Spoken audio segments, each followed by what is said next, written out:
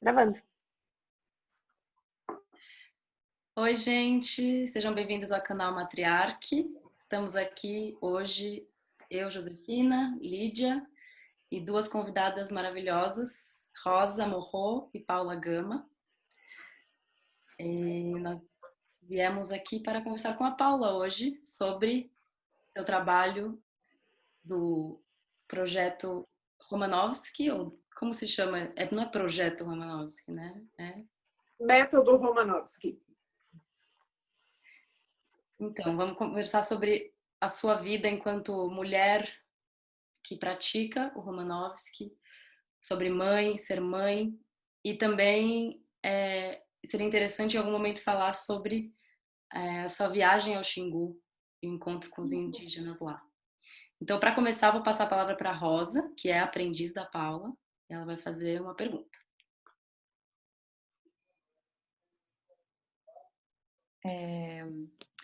Bom, estou super feliz de poder fazer essa pergunta para a Paula, que é uma grande inspiração para mim, minha professora, mestra. E eu acho que a pergunta para começar poderia ser te pedir para falar um pouco sobre a importância, o papel da respiração.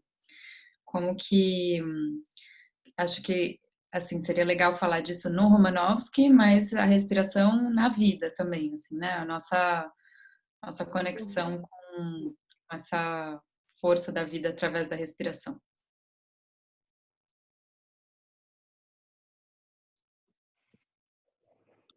Então, muito legal, adorei a pergunta. Ela é uma pergunta essencial dentro do método Romanovsky, sem dúvida. Eu vou explicar um pouquinho por quê.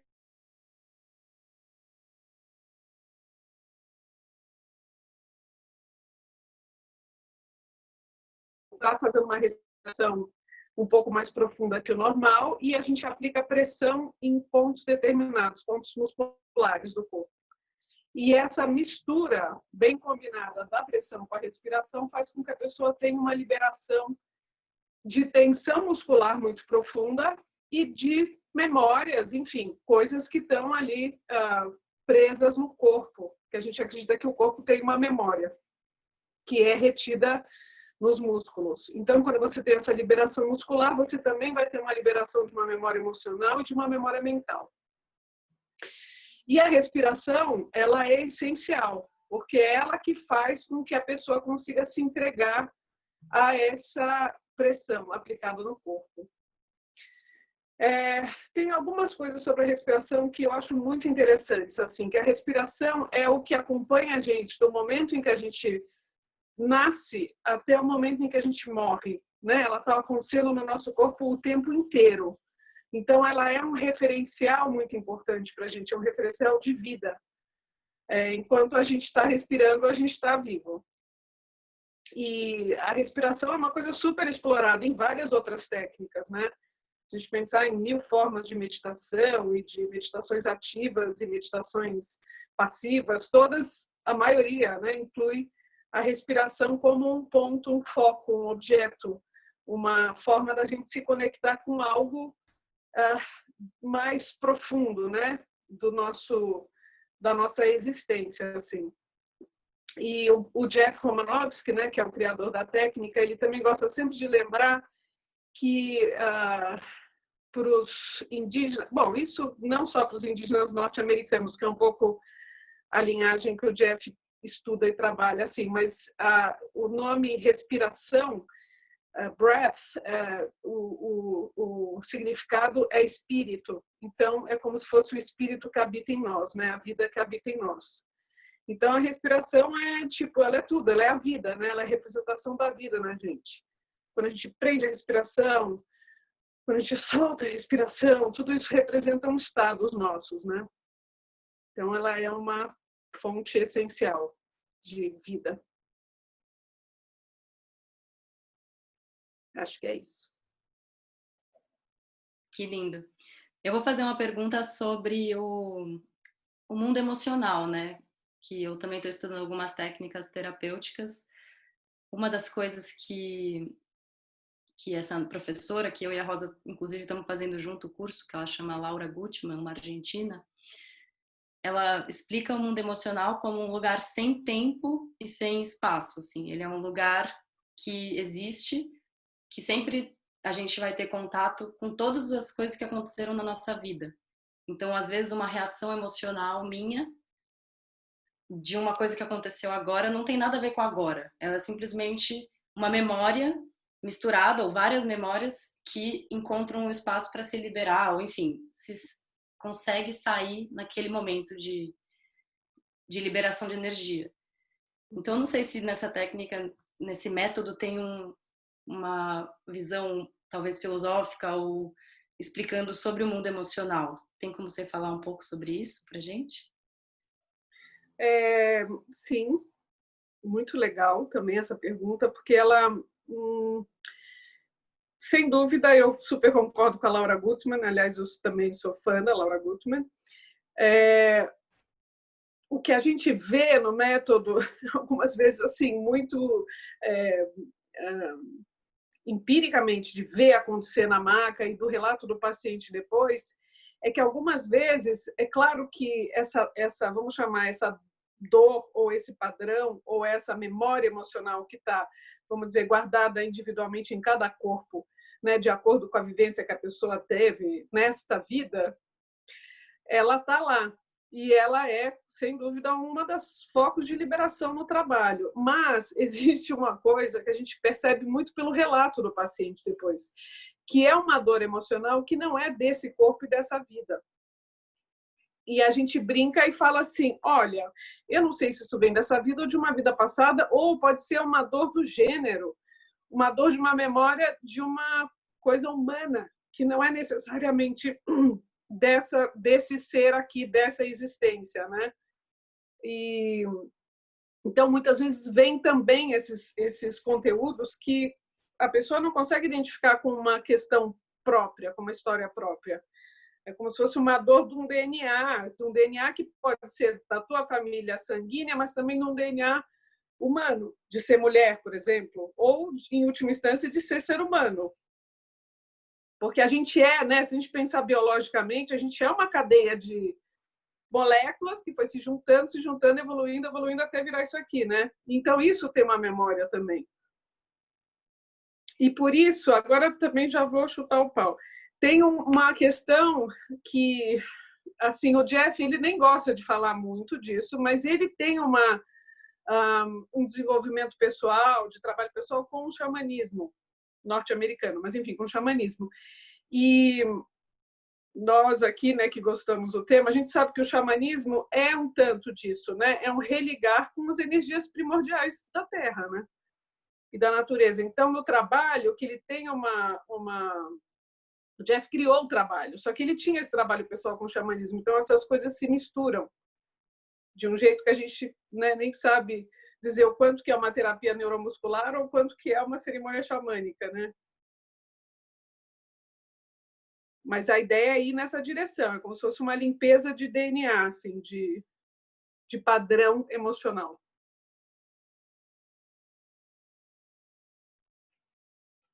Maravilha. Talvez, não sei, Rosa, quer adicionar alguma coisa? Ou Lídia? Eu queria que você falasse sobre o Xingu, sua experiência lá. Como foi? Olha, foi uma honra muito grande receber esse convite dessas amigas Yaualapiti, que são a Ana Terra e a Watatakalu. São irmãs, filhas de uma liderança, de uma grande liderança do Xingu, que foi Piracumã e Yaualapiti, que foi um desses que estava lá junto com os Vilas Boas montando o Parque do Xingu. É o pai delas, e que levou essas meninas para lá e para cá, pequenas, enfim, elas têm um pouco essa coisa de transitar entre o mundo indígena e o mundo não indígena. E elas estavam em São Paulo, a Ana assistiu um curso, um workshop que a gente estava dando de método Romanovski, e acabou que um dia ela me pediu para atender a irmã. E as duas vieram aqui, as duas receberam trabalho, e fizeram esse convite. Falaram, Paula, a gente quer muito que você vá lá na aldeia ensinar a técnica para a gente, para os nossos xamãs. E eu fiquei tipo, uou, amanhã, vamos amanhã. Bom, enfim, daí organizamos essa viagem e tal. Acabou que o Jeff conseguiu, né, vir para o Brasil, inclusive com uma boa ajuda da mãe de uma dessas pessoas que estão aqui, da Josefina, e fomos para o Xingu com o Jeff. E a gente fez uma troca de medicinas. Então, a gente ensinou Romanovski, a gente ficou 2 dias fazendo um workshop com os índios, e eles também, e recebemos as medicinas deles. Então, a gente tinha um pajé que rezava, o rezador, que tem esse pito com esse tabaco misturado com ervas e que ele fuma a gente, defuma a gente, né? Tinha uma xamã das ervas que fazia esse chá que eles costumam tomar muito lá, que não é um chá que tem propriedades alucinógenas, mas que é um chá de limpeza. E ele dá um bem-estar brutal depois, e uma sensação de conexão com a natureza muito incrível. E também tinha uma outra xamã, que é a mãe da Ana e da Watatakalu, que ela faz uma limpeza física, espiritual, que é um negócio surreal também. Então, a gente fez essa troca com eles. E foi muito interessante. Sim, foi surreal. Foi uma das coisas mais lindas que eu já vi na minha vida. Eles convidaram a gente para participar de um ritual deles, que era uma dança. Então, a gente ficou paramentado, dos pés à cabeça, dançando com eles o dia inteiro, assim, das 11 da manhã às 7 da noite. Lindo, maravilhoso. E eles ainda vivem de uma forma super tradicional nessa aldeia. Assim, acho que em várias do Xingu, porque o Xingu ficou muito fechado, muito protegido, né? Então, ali se manteve, assim, os costumes e tradições. Então, assim, o xamã, por exemplo, eu não vi o cara de roupa nenhum dia. Então, o dia inteiro pintado de urucum, todo paramentado, com as penas, e é isso. As crianças também peladinhas o dia inteiro. Então, ainda está muito tradicional a cultura lá. Apesar né? Apesar de ter um certo trânsito para o mundo não indígena, mas ali dentro é cerimônia todo dia, 4 da manhã, taquara tocando, 4 da manhã as mulheres cantando.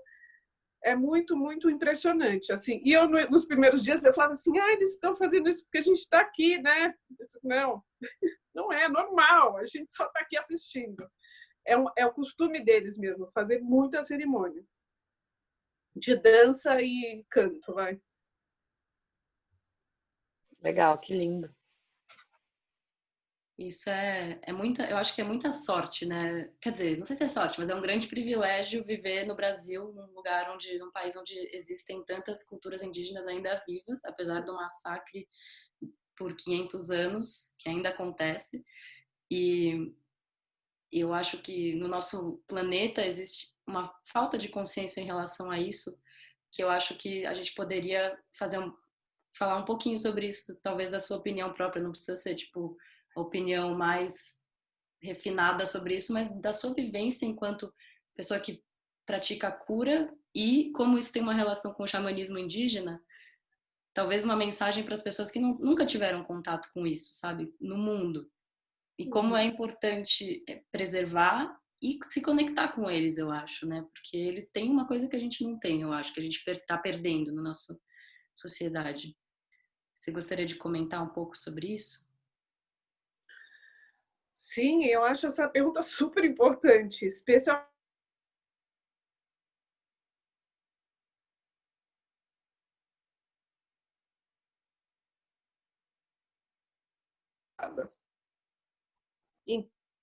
então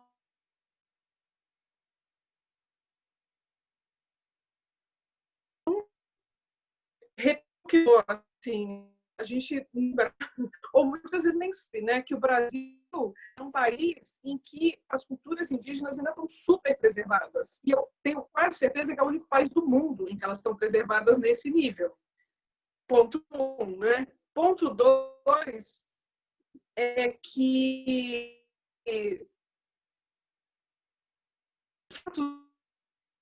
em areias,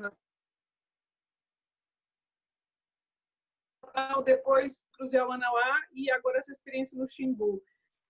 É uma sensação de que esses povos, mesmo estando, como eu vi os Jurunas já muito mexidos, porque puseram Belo Monte, aquela meleca toda, né? A conexão que essas pessoas, que esses seres têm com a natureza é uma coisa que é assim impressionante, é muito visceral, é muito natural e parece até meio óbvio, né? Porque o índio nasce na natureza, tal, mas assim é tão forte, tão real aquilo que quando a gente fala que eles são os protetores da floresta, eles são os protetores da floresta e a gente perde um pouco essa noção da importância desses povos, porque se eles não tivessem lá, a gente não tinha floresta amazônica mais. A gente só tem aquela maravilha que não sei até quando vai durar, né? Porque tá uma loucura, porque tem índio lá. Então esses caras eles são a floresta mesmo, eles são a sustentação da natureza, né? E é do ar que a gente respira aqui. Se não tem ar, se não tem alguma água limpa, se não tem alguma, porque os caras estão lá. Então eles são esse nível de importância. Só que a gente não sei porquê, né? A gente acha que não precisa, tira os caras, vamos socializar essa floresta, né?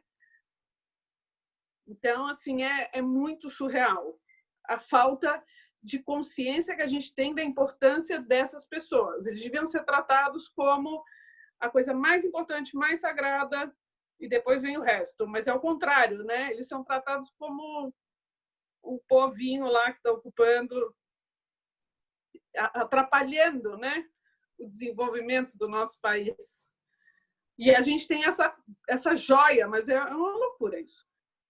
Eu acho que é um pouco do DNA da nossa cultura brasileira, assim, de ter joias, de ter esse país maravilhoso, sensacional, e não, sei lá, não dá valor, né? Uma coisa de uma autoestima brasileira que é super avacalhada. Mas, enfim, resumindo, eu acho que eles são as pessoas mais importantes que existem na Terra agora e a gente precisava realmente pensar nisso e cuidar deles. Porque cuidar deles é cuidar da gente, né? Eu acho que tem uma compensação, assim, tipo, a falta da conexão com o sagrado da natureza gera essa loucura que a gente vive e que ignora ou joga pra sombra, assim, índio é ruim, joga pra... esconde, sabe? Não vamos olhar. Só que, na verdade, é essa falta de conexão que não leva pra frente um mundo mais harmonioso, né? Sei lá. E eu queria fazer uma última pergunta, queria primeiro agradecer que você compartilhou os seus relatos de nascimento com a gente, dos seus 3 filhos, que vai sair nessa edição agora de julho.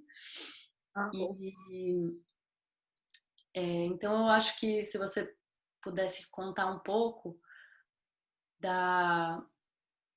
fazer uma conexão, né? Um link entre ser mãe, trabalhar com corpo e cura, né? Com liberação de energia, e talvez os partos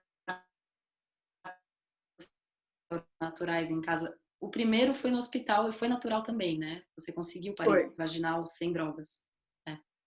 Uhum. Então, esses temas, eles são completamente interligados mesmo. Porque eu venho de uma família cuja matriarca materna, a minha avó, ela tem um sangue indígena super forte dessa litoral ali de Paraty.